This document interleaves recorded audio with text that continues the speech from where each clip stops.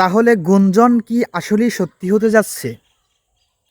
হাদি ভাইয়ের উপর যে গুলি করছে আক্রমণকারী শুটার, সে নাকি শুক্রবারই ভারত পালিয়ে গেছে। আসলে এটা অসম্ভব না। আসলে এত বড় কাজটা যে করছে সে আগেই এরকম একটা পরিকল্পনা করে রাস্তাঘাট ঠিক করার পরে তারপরেই তো আক্রমণটা করছে। দূরবীন নিউজ একটা তারা নিউজ করছে যে সে শুক্রবারই নাকি পালিয়ে গেছে, গোয়েন্দা সংস্থারা জানিয়েছে।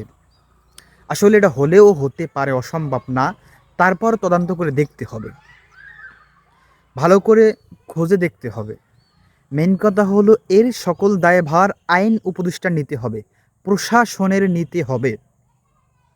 কারণ এত বড় একটা ঘটনা ঘটানোর পরে সে ইন্ডিয়া কিভাবে পালিয়ে যাবে, দেশের বাইরে কিভাবে যাবে? তাহলে আমাদের বিজেপি কি করে, পুলিশ কি করে, সেনাবাহিনী কি করে, বর্ডার গার্ড তারা কি করে? এত বড় একটা ঘটনা ঘটানোর পরে পালিয়ে যাবে, আর আমাদের প্রশাসন কি করে? আইন উপদেষ্টা সে আলুর কি অবস্থা, পেঁয়াজের কি অবস্থা সেটা নিয়ে ব্যস্ত। এর দায়ভার, এর জবাবদিহিতা অবশ্যই আইন উপদেষ্টার করতে হবে। আর হাদি ভাইকে তো আমরা হারিয়েই ফেলেছি। হাদি ভাই আসলে কোনো উন্নতি নাই।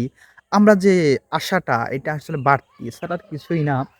যাই হোক, দোয়া করি তারপর ভাইকে আল্লাহ বাঁচিয়ে রাখুক। তার জন্য সারা বাঙালি কাঁদে, বাঙালির হৃদয়ে কাঁদে, মুসলিম এই জাতির হৃদয়ে কাঁদে। ঠিক আছে?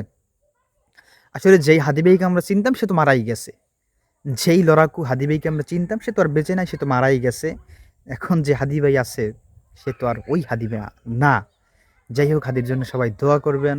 এটাই। আর অবশ্যই এর জবাবদিহিতা করতে হবে।